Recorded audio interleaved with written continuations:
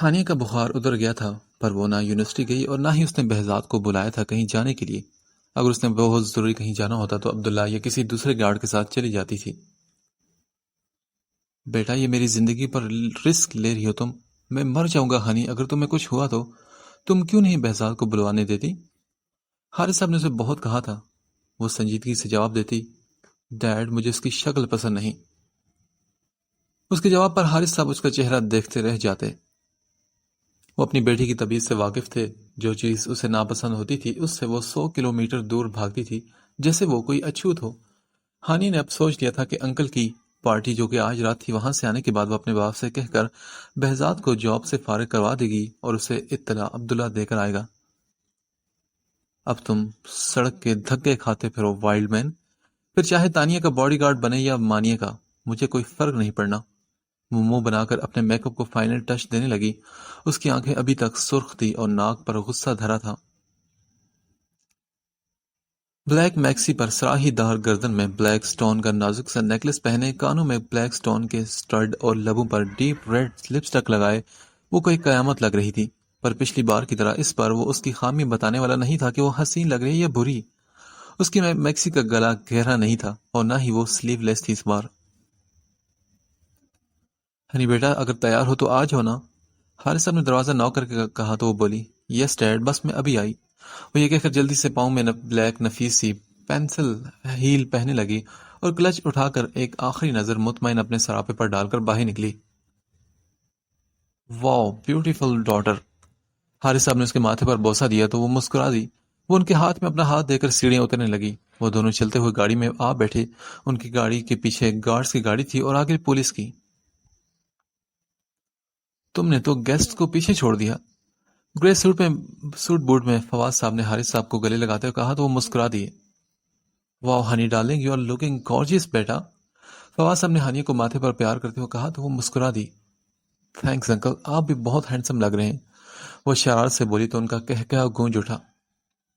ہانیہ سامنے اس کے university group کی سونیا پکارتی ہوئی آئی تو وہ فواز صاحب سے ایکسکیوز کرتی چلی گئی تاکہ اپنے فرینڈ سے مل سکے۔ حارث اور فواز صاحب گیسٹ سے ملنے لگے اور ہانیہ گرے 3 پیس سوٹ میں ساتھ کھڑے ہادی سے سرسری سے ملی، جس کا سبھی نے نوٹس لیا تھا پر کسی نے کچھ کہا نہیں۔ ہادی کا موڈ بھی آف تھا کیونکہ اس نے رومیسا کی کتنی منتیں کی تھی کہ وہ پارٹی میں آئے، پر وہ نہیں مانی تھی۔ اس نے کہا تھا کہ وہ ساری ارینجمنٹس کر دے گا اور اسے ذرا سی بھی مشکل کا سامنا نہیں کرنا پڑے گا۔ وہ اپنے دوست کی بہن کا سب سے تعارف کروائے گا، پر پھر بھی وہ نہیں مانی تو اس نے غصے سے ناراض ہوتے کال بند کر دی اور اب وہ بیزاری سے پارٹی اٹینڈ کر رہا تھا۔ اگر پارٹی ان کی کامیابی کی نہ ہوتی تو وہ بھاڑ میں بھیج کر یہاں سے نکل جاتا، پر اب نکلتا تو اسے اپنے باپ کی بہت ساری باتیں سننی پڑتی، جس کی وجہ سے وہ خاموشی سے ضبط کیے کھڑا تھا۔ پارٹی میں بڑے بڑے عہدیدار موجود تھے اپنی بیگمات کے ساتھ۔ ہائی گائز، تانیہ کی آواز پر جہاں سب متوجہ ہوئے وہاں ہانیہ نے بھی کوف سے نظریں گھمائی تھی۔ تانیہ اس کے تاثرات دیکھ چکی تھی۔ Are you okay honey? کتنے دنوں سے تم یونیورسٹی بھی نہیں آ رہی؟ میں تو گھبرا گئی تھی کہ پتہ نہیں ہوا کیا ہے۔ میں تو تمہارے گھر آ رہی تھی تم سے ملنے کے لیے بھی۔ وہ پریشانی سے فکر مند لہجے میں بولی، جس پر سب نے مانی خیزی سے او کرتے ہوئے لبوں کو گول شیپ دی۔ وہی ہانیہ نے دانت پیستے ہوئے زبردستی کی مسکراہٹ چہرے پر سجائی، کیونکہ سب کے ساتھ وہ بھی جانتی تھی کہ یہ معصوم جان کیوں گھبرا گئی تھی۔ آئی نو ڈارلنگ، مجھے تمہاری حساس طبیعت کا اندازہ ہے، اس لیے میں نے تمہیں اپنے فیور کے بارے میں کچھ نہیں بتایا، کہیں یہ سنتے ہی تم فش سے اڑ نہ جاؤ۔ اس نے 2 انگلیوں کو پلین کی طرح اڑاتے ہوئے کہا تو سب کے کہہ کے گونج اٹھے، وہیں وہ بھی ڈھیٹ بن کر ہنسی تھی۔ آئی کینٹ انڈرسٹینڈ ہانی، تم طنز کر رہی ہو یا تمہیں سچ میں میری فکر ہے؟ وہ اپنے باب کٹ بالوں پر ہاتھ پھیرتے ہوئے بولی تو ہانی نے تیکھے لہجے میں اسے گھورا تھا۔ صاف پوچھ لو ڈارلنگ، تمہیں میرا باڈی گارڈ کا پوچھنا ہے نا؟ پر تمہیں بتا دوں کہ پارٹی کا سنتے ہی اس نے خود پارٹی میں آنے سے انکار کر دیا اور مجھ سے ریکویسٹ کر کے چھٹی مانگی، کیونکہ وہ سادہ سا انسان نہیں جانتا ہماری سوسائٹی میں ایسی اس طرح کا بے باک ماحول بھی ہوتا ہے۔ اب وہ میٹھی چھری بن کر اسے کاٹنے لگی، پر وہ الٹا اثر لیے ہنسی تھی۔ ہاؤ کیوٹ یار۔ ہنی، کیا تمہارے پاس اس کا کانٹیکٹ نمبر ہے؟ تانیہ اب کی بار بے باکی کی حد کراس کر گئی اور ہانیہ کا دل کر رہا تھا کہ اس کا سر پکڑ کر کسی دیوار سے دے مارے۔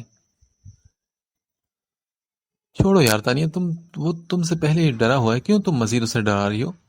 سونی نے ہنستے ہوئے کہا تو وہ بھی مسکرا دی۔ نہیں یار، وہ ڈرا ہوا نہیں، بس تھوڑا سا کترا رہا تھا اسٹینڈرڈ کی وجہ سے۔ اس کی بات پر ہانی نے چونک کر اسے دیکھا اور اس کے جواب پر اس کے اندر ایک آگ بھڑک اٹھی۔ پھر وہ بولی، وہ میرا باڈی گارڈ ہے، انکل کا بیٹا نہیں جس کا نمبر میں اپنی جیب میں رکھتی پھروں، اور اگر اتنا ہی کترا رہا ہے نا تو اس کے گھر چلے جاؤ، وہاں اسے بیٹھ کر باتیں کرنا، تمہاری تو اس کی جھجک بھی ضرور ختم ہو جائے گی۔ ہانی کی چھوٹی سی ناک غصے سے سرخ پڑ گئی تھی، پھر وہ ایکسکیوز کرتی وہاں سے چلی گئی۔ ویسے آئیڈیا اچھا ہے تمہارا۔ پیچھے سے تانیہ کا جواب سن کر وہ پھر تلملا اٹھی تھی اور اس کا دل کر رہا تھا کہ بہزاد اس کے سامنے ہوتا تو اس جعلی جان یمان کا سر پھاڑ کر اس کی پونی کھینچ کر اسے ٹکلا بنا دیتی۔ میم، جوس؟ ویٹر نے اس کے قریب سے گزرتے ہوئے سافٹ ڈرنک اور دوسرے مشروبات اس کے سامنے کیے تو وہ سافٹ ڈرنک اٹھا کر پینے لگی۔ کیا ہو تمہیں، وہاں سے کیوں چلی آئی؟ ہادی ایک ہاتھ پینٹ کی جیب میں پھنسائے دوسرے ہاتھ میں گلاس پکڑے اس کے پاس آیا۔ کچھ نہیں ہادی، بس ویسے ہی۔ اچھا، ویسے تمہاری طبیعت کیسی ہے اب؟ وہ خلاف عادت آج طنز کے بجائے نرمی سے پوچھ رہا تھا۔ وہ مسکرا کر بولی، بس ٹھیک ہے۔ اچھا honey, I am really very sorry. اپنی پارٹی والی حرکت کے لیے مجھے خود پر بہت غصہ آتا ہے کہ انجانے میں ہی میں وہ سب کر گیا جو مجھے نہیں کرنا چاہیے تھا۔ کچھ دیر کی خاموشی کے بعد وہ نظریں جھکائے بولا تو اس کے لہجے میں سچ مچ کی شرمندگی تھی جو ہانیہ کے لیے حیرت سے بڑھ کر تھی۔ آج وہ اسے گھورنے اور تعریف کرنے کے بجائے زمین کو دیکھ رہا تھا اور یہ ایک انتہائی خوشی کی بات تھی۔ اٹس اوکے ہادی، میں بھول گئی ہوں، تم بھی بھول جاؤ۔ اس کے کہنے پر ہادی نے اس کا شکریہ ادا کیا۔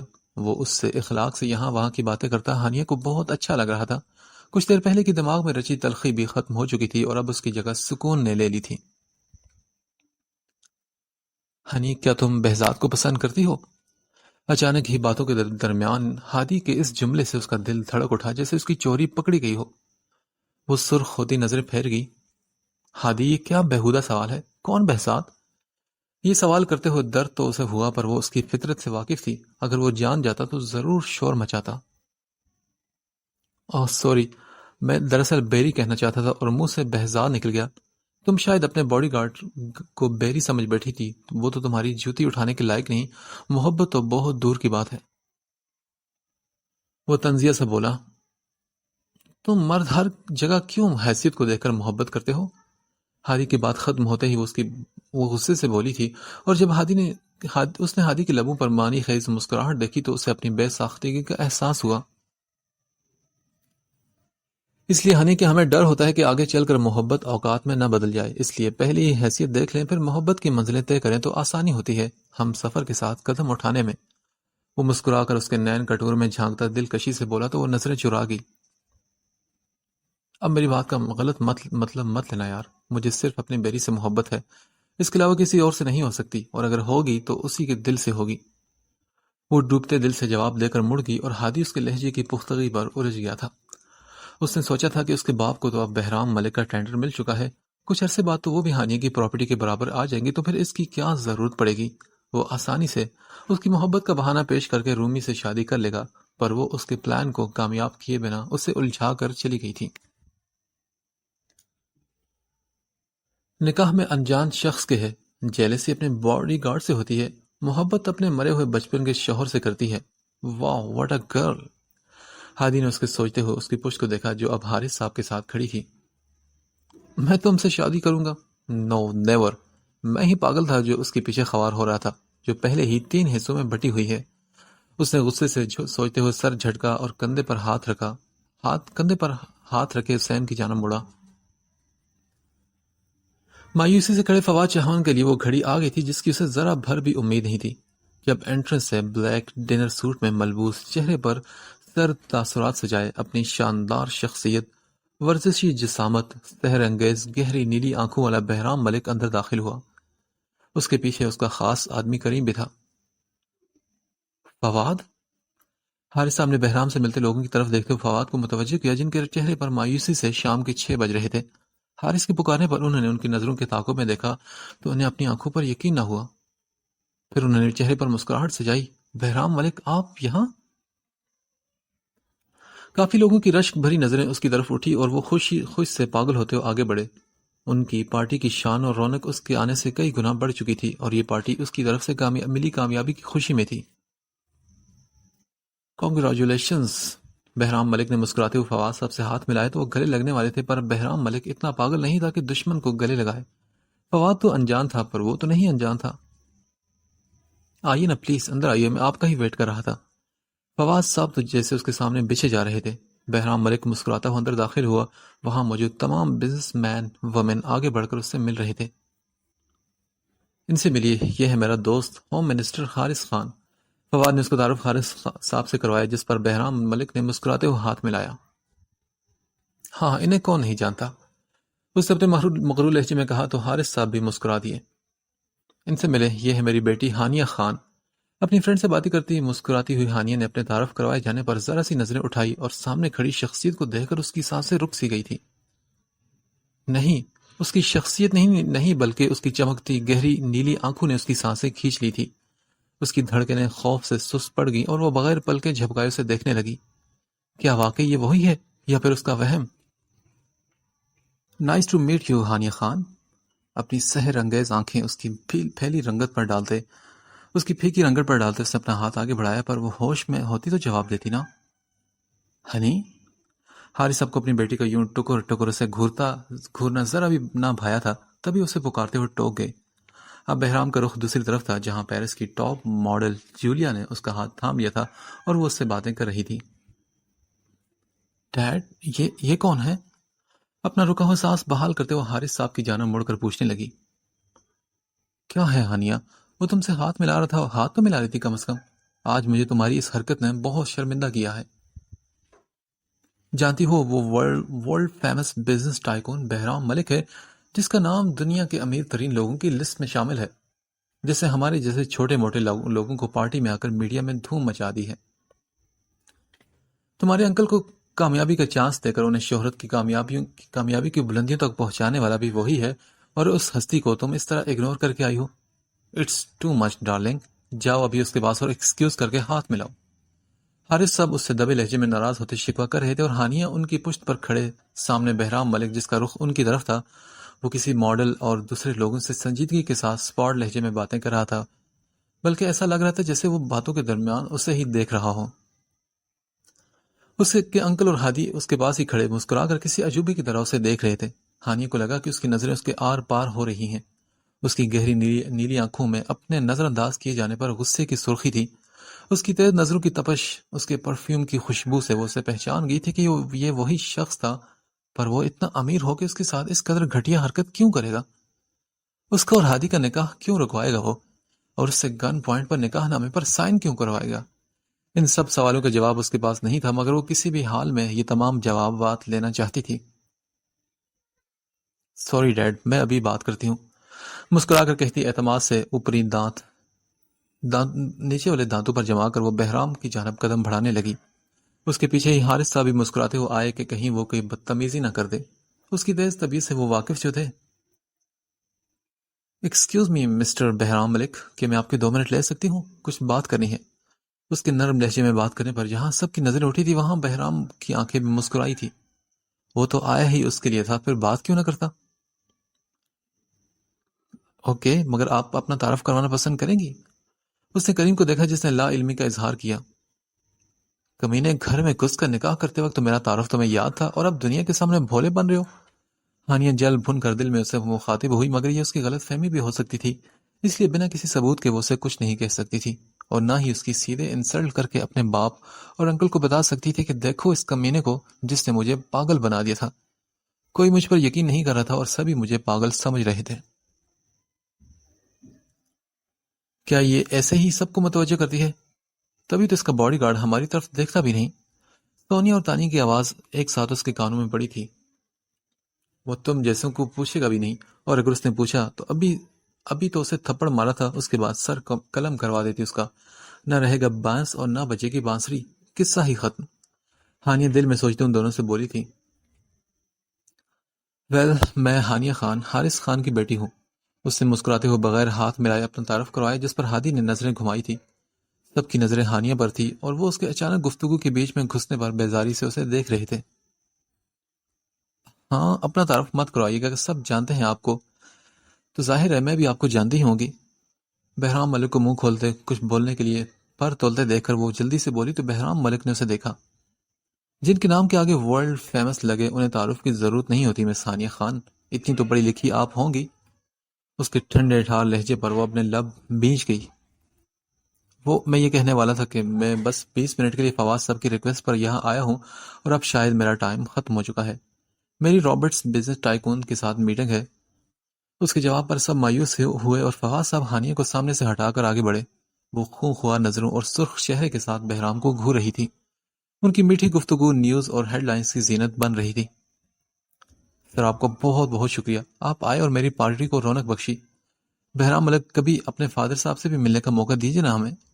وہ ظفر صاحب سے ملنے کے بہت خواہش مند تھے، اس لیے بولے تھے۔ جواب میں بہرام ملک نے کوئی بات نہ کی اور کریم کے آگے بڑھ کر فلائٹ بک ہونے کا بتانے پر سب سے ایکسکیوز کرتے وہاں سے نکل پڑا۔ اس نے اپنے لبوں میں دبا سگار سلگایا جس طرح ہانیہ سلگ رہی تھی۔ ہانیہ، مجھے سمجھ نہیں آتا کہ یہ فالتو بات کر کے تمہیں اس کے 10 منٹ ویسٹ کرنے کے کیا ملا؟ تمہاری دماغی حالت ہماری سمجھ سے باہر ہے۔ فواز صاحب ناراض ہو کر بولے تو حارث صاحب نے بھی افسوس سے اسے دیکھا تھا۔ وہ 20 منٹ فواد کے لیے بہت قیمتی تھے، اور ان 20 منٹوں میں وہ ہادی کو اس کے پاس جواب دلوا سکتا تھا۔ وہ ناراضگی سے کہنے لگے تو ہادی بھی ایک خفا نظر اس پر ڈال کر وہاں سے چلا گیا۔ اچھا ہانی، تم انجوائے کرو، میں فواد کو ریلیکس کرنے کی کوشش کرتا ہوں، وہ بہت غصے میں تھا۔ حارث صاحب اس کے سر پر ہاتھ پھیرتے چلے گئے اور ہانیہ کو رونا آنے لگا۔ اس کا دل کر رہا تھا کہ جائے اور 3-4 تھپڑ بہزاد کے منہ پر مارے، جس سے بہت جھگڑا کرنے کا دل چاہ رہا تھا، پر وہ وہاں نہیں تھا۔ پھر سے باڈی گارڈ کے لیے بکواس کرنے آنے والی ہے۔ وہ تانیہ کو مسکراتے ہوئے اپنی طرف بڑھتے دیکھ کر دانت پیستی ہوئی اس کی پہنچنے سے پہلے ہی وہاں سے پلٹی اور بیک سائڈ ڈور سے سب کی نظروں سے بچ بچا کر نکلی۔ وہاں گارڈز اور سیکورٹی کھڑی تھی اور پیچھے کا ڈور لاک تھا جس کا کوڈ ہانیہ کو یاد تھا۔ ایک بار پھر میں بری بن گئی۔ وہ روتی ہوئی وہاں سے فواز صاحب کے گھر کی حدود سے دور جا رہی تھی۔ اس کا ارادہ کسی کلب میں جانے کا اور خوب سارا رونے کا تھا۔ یہ سوچنا چاہتی تھی کہ اس کے ساتھ ہو کیا رہا ہے، کیوں سب مل کر اسے کمزور کرنے کے چکر میں ہیں۔ پر یہ تو صاف ظاہر تھا کہ یہ وہی تھا، اس کے ساتھ زبردستی نکاح کرنے والا۔ مگر بہرام ملک ایسا کیوں کرے گا؟ اس کی کیا دشمنی مجھ سے؟ ہم تو ملے بھی پہلی بار ہیں، پھر یہ سب کیوں؟ ہو سکتا ہے کہ وہ یہ نہ ہو، وہ کوئی اور ہو۔ نہیں، بالکل نہیں۔ دونوں کی آنکھیں، دونوں کا لہجہ اور پرفیوم کی خوشبو سے میں دھوکہ نہیں کھا سکتی۔ وہ سوچتے سوچتے چیخ اٹھی اور اپنے پاؤں کو ہیلز کی قید سے آزاد کرتے ہوئے خود دور پھینک دیے۔ اب وہ ننگے پاؤں ہاتھ میں کلچ لیے روتی ہوئی انجان رستے پر جا رہی تھی۔ تم سب جھوٹے ہو، ساری دنیا جھوٹی ہے، سب مجھے ہرٹ کرنے کے لیے پیدا ہوئے ہیں۔ موم، ڈیڈ، بڑی موم، بڑے ڈیڈ، بیری اور وہ کمینہ 2 ٹکے کا وائلڈ مین باڈی گارڈ، اور یہ گھٹیا ورلڈ فیمس بزنس کا کیڑا، اس کی بھی مجھ سے ہی دشمنی ہے۔ وہ روتی ہوئی اپنے گلے سے سٹون نیکلس نکال کر روڈ پر پھینکتی کانوں سے سٹرڈ نوچنے لگی۔ وہ رو رہی تھی اور آس پاس گزرتی گاڑیوں کی پرواہ کیے بنا چلتی جا رہی تھی، ایک ہاتھ میں کلچ پکڑے اور دوسرے سے مسلسل بہتے آنسو صاف کرتی اور بیچ بیچ میں چیختی وہ بے آواز رو رہی تھی۔ وہ اپنے اندر کے درد سے اب تھک چکی تھی۔ اس قدر مشکل زندگی سے وہ بیزار ہو چکی تھی۔ اپنے دکھوں کا سوچتی، تڑپتی، اپنے غموں میں کھوئی وہ کافی دور نکل آئی۔ آس پاس کے ماحول کی اسے کوئی پرواہ نہیں تھی، اور نہ ہی اس نے سنسان رستے اور گھنے جنگل کی طرف دیکھا۔ بس جس طرف اس کا منہ تھا اس طرف وہ چلتی کسی کلب کو ڈھونڈ رہی تھی۔ ڈارلنگ، ہم کچھ مدد کروا دیں اس بوجھ سے بھی آزاد کروانے میں، رات کی رانی؟ پیچھے سے مکرو آواز پر روتی ہوئی ہانیہ ٹھٹک کر رکی اور مڑی تو 2 لڑکوں کو کمینگی سے کھڑا مسکراتے پایا۔ بکواس مت کرو اور یہ بتاؤ تم دونوں کے یہاں کوئی آس پاس کلب ہے؟ وہ ان دونوں کو جھڑکتی ہوئی اپنے آنسو صاف کر کے پوچھنے لگی۔ دونوں لفنگوں نے ایک دوسرے کی شکل دیکھی اور آنکھوں ہی آنکھوں میں اشارہ کیا۔ تم رو کیوں رہی ہو رات کی رانی؟ کیا بریک اپ ہو گیا تمہارا؟ ایک نے پچکارتے ہوئے پوچھا تو ہانیہ کو بہزاد کی یاد آئی اور وہ زور زور سے رونے لگی۔ دونوں ہڑبڑا اٹھے۔ ارے رے، کیوں رو رہی ہو؟ بتاؤ تو صحیح، دونوں نے فکر مندی سے پوچھا، کیونکہ اس کے قیامت خیز سراپے کو دیکھتے ہوئے ان کی آنکھوں میں ہوس چمک اٹھی تھی۔ ہانیہ ان کے لہجے میں فکر مندی محسوس کرتی مزید رونے لگی۔ اگر میرا کوئی بھائی ہوتا تو وہ بھی مجھ سے یوں پوچھتا، پر میرا کوئی بھائی نہیں۔ وہ ہچکیاں لیتی نیچے بیٹھ گئی اور وہ دونوں بھائی لفظ پر سٹ پٹا گئے اور اسے یوں بیچ راستے میں بیٹھا دیکھ کر ماتھا مسلنے لگے۔ اچھا تم کلب کو پوچھ رہی تھی نا، آؤ تمہیں چھوڑ آئے وہاں۔ پاس ہی ایک کلب ہے اور وہ بھی بڑا اور خوبصورت۔ ایک نے آنکھوں سے اشارہ کرتے ہوئے دوسرے کو سمجھایا کہ کچھ کر تو دوسرا یکدم اس کے پاس سامنے بیٹھتا بولا تھا، ہانیہ منہ پر ہاتھ رکھے ابھی تک رو رہی تھی۔ نہیں، مجھے کلب نہیں جانا، تم دونوں سے باتیں کرنی ہیں، تم دونوں بیٹھو یہاں میرے پاس۔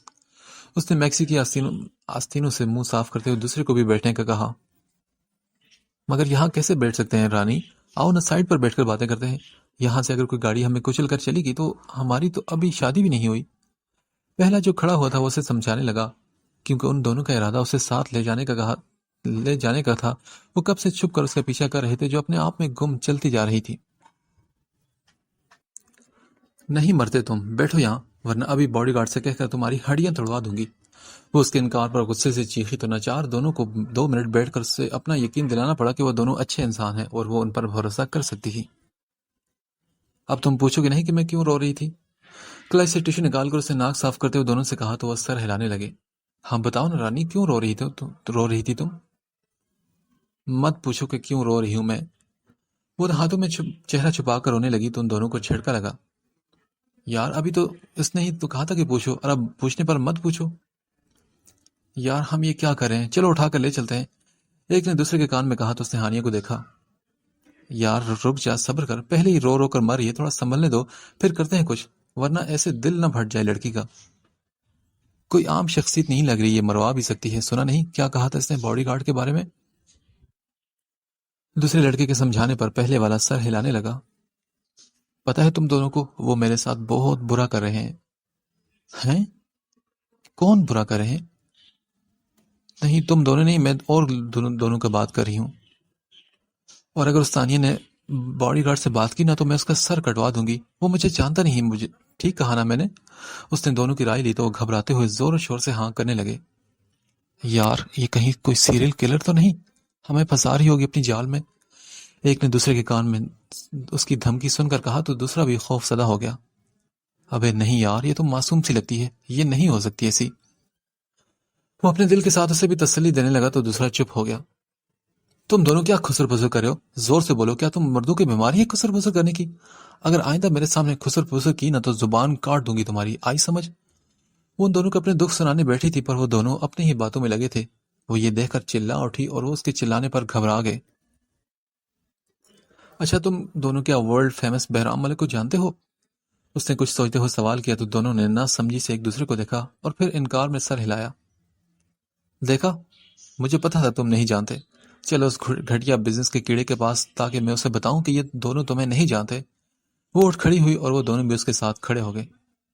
اب ایک کمینے، مجھے لگتا ہے کہ یہ کوئی سیریل کلر ہے اور ہمیں بیوقوف بنا کر لے جا رہی ہے، ورنہ کیسے کوئی اس قدر حسین لڑکی رات کے 2 بجے تنہا باہر نکل سکتی ہے؟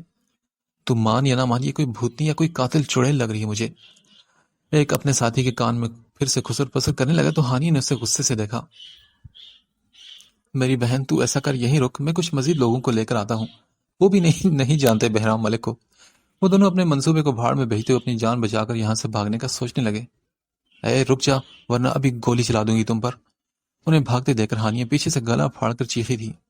میڈم سب مجھ جیسے نہیں ہوں گے جو آپ کی اس قدر خوفناک دھمکیوں کو برداشت کریں گے۔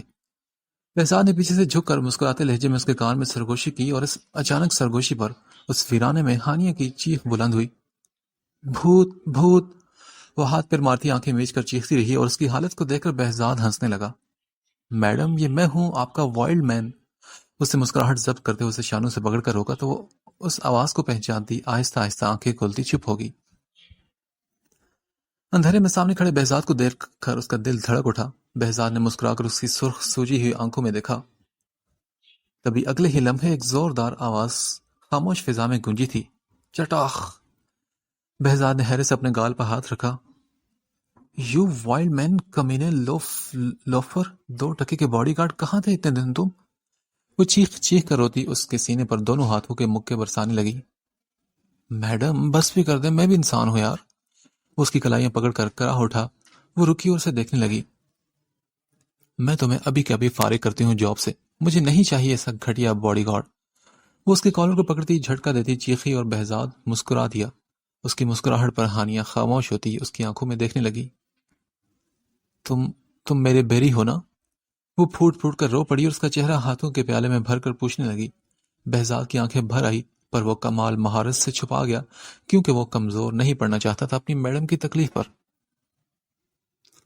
کیا ہوا میڈم؟ اس نے بھی اس کے چہرے کو اپنے مضبوط ہاتھوں میں بھرا اور اس کا سہارا پا کر وہ اس کے سینے میں چھپ گئی۔ بیری، مجھے چھپا دو، مجھے اپنے ساتھ لے جاؤ، مجھے یہاں بہت سارے لوگ ہرٹ کرتے ہیں۔ اس کی بات سن کر بہزاد نے آنکھیں بند کر لی اور آہستہ آہستہ اپنے بازو کا حصار اس کی نازک کمر کے گرد بنا دیا۔ دونوں خاموش کھڑے تھے۔ وہ خاموش ہو گئی تھی اپنے گرد اس کا حصار پا کر، اور وہ تو اتنے دن بعد اسے سامنے پا کر بے خود سا کچھ دیر کے لیے اس کا درد، دکھ، سب کچھ خود میں منتقل کرنے لگا۔ اسے اپنی باہوں کے حصار میں لے کر اپنی موجودگی کا احساس دلاتا وہ خود میں چھپانے لگا۔ میڈم، یہ بیری کون ہے؟ اس کا چہرہ اوپر اٹھاتے اس نے پوچھا تو ہانی نے اس سوال پر نظریں اٹھائی اور اسے دیکھا۔ تم ہو میرے بیری؟ میں؟ ہاں تم، مگر میڈم میں تو بہزاد ہوں، بیری نہیں۔ اس نے ہانی کی تصحیح کی تو وہ بولی، میرے لیے اور میرے دل کے لیے تم ہی بیری ہو۔ وہ اس کا چہرہ اپنے روئی جیسے نرم ہاتھوں میں بھر کر بولی تھی۔ اس نے سوچ لیا تھا کہ وہ کل جائے گی اور کیسے بھی کر کے اس گھٹیا انسان سے جواب لے گی، پھر اس سے طلاق لے کر بہزاد کے بارے میں اپنے ڈیڈ سے بات کرے گی کہ وہ ہادی سے نہیں بلکہ بہزاد سے شادی کرنا چاہتی ہے، اور اگر آپ دولت اور حیثیت کو بیچ میں لائے تو اپنی بیٹی کا مرا منہ دیکھیں گے۔ میڈم، کیا آپ کے دل کے لیے؟ وہ حیران ہونے کی ایکٹنگ کرنے لگا تو ہانی نے اس غصے سے اسے دیکھا۔ ابھی حق کس خوشی میں کیا؟ وہ غصے سے کمر پہ ہاتھ رکھ کر پوچھنے لگی تو وہ کھسیا گیا۔ میڈم، وہ بہزاد کو کچھ سمجھ نہ آیا کہ کیا جواب دے۔ گھر سے تو وہ بہت کچھ سوچ کر نکلا تھا، پر اسے سامنے پاتے ہی وہ الجھ رہا تھا کہ کیا کہے۔ ہانی نے اس کی بوکھلاہٹ پر بڑی مشکل سے اپنی مسکراہٹ روکی۔ ایسا ہی تو تھا، وہ جب بھی پاس آتا تو ہر غم، ہر دکھ بھلا دیتا تھا اسے، تو پھر وہ کیوں نہ اس کی سمت کھینچی جاتی۔ اسے نہ اس کے حلیے کی پرواہ تھی، نہ ہی اس کے سٹینڈرڈ کی، وہ صرف سکون چاہتی تھی۔ ویسے بھی وہ اس قید سے بیزار ہو چکی تھی جس میں سر پر ہر وقت موت کا فرشتہ سوار رہے۔ اگر کچھ بھی الٹا سیدھا کہا نا تو میں ابھی مسل کر رکھ دوں گی تمہیں۔ وہ ایک ہاتھ سے اس کو کالر پکڑتی گھرائی تو بہزاد ہنسنے لگا۔ میڈم، آپ کالر کو چھوڑ دیں، اس وقت میں ڈیوٹی پر نہیں۔ اس کے کہنے پر ہانی نے مسکراتے ہوئے دوسرے ہاتھ سے بھی اس کے کالر کو پکڑ لیا اور اپنے پاؤں اس کے شوز کے اوپر رکھ کر کھڑی ہو گئی۔ بہزاد بھی اپنے سانس سے روک کر اسے دیکھنے لگا۔ وہ اس کے بے حد نزدیک تھی، اتنا نزدیک کہ اس کی پلکیں اس کی پلکوں کو چھو رہی تھی۔ ہانی نے اپنی ناک اس کی ناک سے جوڑی۔ میڈم رک جائیں، آئیے میں آپ کو گھر چھوڑاتا ہوں، وہ کترا کر بولا، مگر وہ ویسے ہی آنکھیں بند کیے اس کے ساتھ کھڑی رہی، اس کی گردوں میں اپنے دونوں بازو ڈالے رکھے۔ بہزاد کی سانسیں اس کی سانسوں میں اب الجھ رہی تھی۔ تبھی وہ بے چارگی سے بولا، میڈم ہوش میں آئیں۔ اس کے گرنے کے ڈر سے بہت آہستگی سے اس کے نازک کمر میں اس نے بازو ڈالے۔ اس کے لمس پر ہانیہ کی سانسیں اٹک گئی۔ چپ رہو باڈی گارڈ، تم اسے بتا دو میرے باڈی گارڈ کہ میں صرف تمہاری ہوں، اپنے بیری کی اور کسی کی نہیں۔ اس کے کہنے پر بہزاد نے بھی مسکراتے اس کے گرد اپنا حصار تنگ کیا۔ ہاں میڈم، تم کسی اور کی ہو بھی نہیں سکتی۔ اس نے یہ بات اپنے دل میں کہتے اسے اپنی باہوں میں اٹھا لیا اور ہانیہ مسکراتی اسے دیکھنے لگی۔ اب وہ آہستہ آہستہ قدم اٹھاتے اسے اپنی بائک کے پاس لے آیا تھا۔ اس کی سبز جھیل جیسی آنکھوں میں دیکھتے اسے نیچے اتارا اور وہ شرما کر پلکیں جھپکا گئی۔ تم یہاں کیسے پہنچے تھے؟ جہاں آپ ہوتی ہیں میڈم، میں بھی وہیں ہوتا ہوں، کیونکہ آپ کے لیے تو میں آپ کا باڈی گارڈ ہوں نا۔ وہ بائک پر بیٹھا اور اسے سٹارٹ کیا۔ اچھا، تو تمہارا مطلب ہے کہ تم چھٹی پر ہونے کے باوجود بھی ڈیوٹی کر رہے تھے؟ اس کی بات پر بہزاد نے کوئی جواب نہ دیا، البتہ اس کے بیٹھنے پر بائک اس نے آگے بڑھا دی تو ہانی نے مسکراتے ہوئے اس کی پشت پر اپنا سر ٹکا دیا۔ پتہ ہے میں پہلی بار بائک پر بیٹھ رہی ہوں۔ ہاں میڈم، میں جانتا ہوں، مگر آپ اتنی رات میں پارٹی سے باہر نکلی کیوں؟ اس کے سوال پر ہانی کے خوشی چہرے سے جھلکتی خوشی غائب ہوئی۔ پھر وہ تلخی سے بولی، بس تھا ایک گھٹیا انسان، اس کی وجہ سے میں نکل آئی تھی۔ اس کے بعد پر بہزاد نے سوچا کہ ضرور وہ ہادی کے بارے میں بات کر رہی ہوگی۔ سنو باڈی گارڈ، کچھ ایسا کرو نا کہ سارے دکھ ختم ہو جائیں اور میں بھی خود کو خوش نصیب محسوس کروں۔ وہ اس کے کندھوں پر ہاتھ رکھتی آس سے بولی تھی۔ جانتے ہو میں تھک چکی ہوں اور مزید کچھ بھی برداشت نہیں کر سکتی۔ ابھی تو ڈیڈ نہیں، پتہ نہیں کون سا واویلا کرنا ہے ہماری شادی پہ۔ ہانی کی باتوں کے جواب میں وہ کچھ بھی نہ بولا۔ کیا کہتا؟ وہ تو کچھ کہہ بھی نہیں سکتا تھا۔ میڈم آپ پلیز یہ پہن لیں، کیونکہ ہم شہر میں داخل ہونے والے ہیں، آپ کے پاؤں ننگے ہیں اور حالت بھی بکھری ہوئی ہے۔ اس نے بائک روڈ کر ہیلمٹ اس کی طرف بڑھایا جس سے ہانی نے مسکرا کر تھام لیا۔ اپنے بالوں کو جوڑے کی قید سے آزاد کر کے اپنے سر کو اس سے کور کر لیا اور اس کے کندھوں پر ہاتھ رکھ کر اسے بائک سٹارٹ کرنے کا کہا۔ پتہ ہے، شکر ہے کہ میں پارٹی سے واپس آ گئی تھی، ورنہ میں پاگل ہو جاتی۔ وہ بائک کی سواری پر خود کو آزاد فیل کرتی خوشی سے بولی تو بہزاد نے غصے سے تیوریاں چڑھائی۔ شکر آپ بھی کریں کہ وہ دونوں لڑکے بزدل تھے اور آپ کے میک اپ والے فیس سے ڈر گئے، ورنہ جانتے ہی کیا ہو جاتا۔ وہ غصے سے بولا تو اس کی بات پر ہانیہ کے لب سکڑے۔ What do you mean, wild man؟ میں میک اپ میں کیسی لگ رہی ہوں؟ تمہارا مطلب ہے کہ میں کوئی بھوتنی لگ رہی ہوں کہ وہ مجھ سے ڈر کر بھاگ گئے؟ اس نے اپنے ناخن اس کے شانے میں گھسیڑ دیے۔ ماشاءاللہ، کافی عقل مند اور سمجھدار ہیں آپ، فوراً سمجھ گئی، وہ کہہ کر لگا کر بولا، اور اس کی غصے بھری آواز سن کر سن سے بائک کی سپیڈ بڑھائی، جس سے وہ ڈر کر اس کے مزید قریب ہوئی، اور جب اس کی حرکت اسے سمجھ آئی تو وہ شرمندہ ہوتی اس کی پشت پر مکے مارنے لگی۔ اچھا سنو، پرسوں سے آ جانا جاب پر، اور یاد رکھنا کہ تانیہ سے دور رہنا، وہ لومڑی مجھے بالکل بھی پسند نہیں۔ اس کے وارن کرنے پر اس نے سر ہلایا۔ ویسے میڈم، آپ نا خواہ مخواہ تانیہ سے چڑھتی ہیں، وہ تو بہت سویٹ ہے، وہ کیا کہتے ہیں، ہاں ہنی جیسی، بالکل میٹھی۔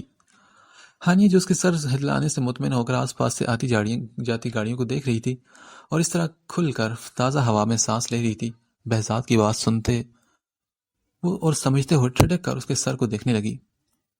یو کمینے لفنگے وائلڈ مین، ہنی صرف میں ہوں تمہاری ہنی، انڈرسٹینڈ؟ اگر آئندہ میرے علاوہ کسی کو ہنی کہا تو میں تمہارا منہ توڑ دوں گی۔ نہیں ہے وہ کوئی اچھی وچی لڑکی، ایک نمبر کی بیکار ہے، جب اسے پتا ہے کہ تم مرے ہو تو پھر کیوں بیچ میں ٹانگ اڑا رہی ہے؟ وہ اس کی گردن میں اپنے ناخن چبو کر بولی تو وہ کرا اٹھا۔ میم آہستہ نا۔ اچھا تو تم اتنے ہی میں مر جاتے ہو؟ اس کی گردن پر اپنے ناخن سے پڑنے والے سرخ نشانوں پر اس نے انگلی پھیری تھی۔ یاد رکھنا، اگر آئندہ سے اس چڑیل کی بات کی تو ان ناخنوں سے تمہاری گردن 2 حصوں میں تقسیم کر کے اپنے کتوں کے سامنے پیش کر دوں گی۔ وہ اس کی معصوم مگر خطرناک دھمکی پر جھٹ سے سر ہلانے لگا۔ کچھ ہی دیر میں اپنی پشت پر اس کا نرم لمس محسوس کرتے اس کے اندر سکون کی لہر دوڑ گئی تھی۔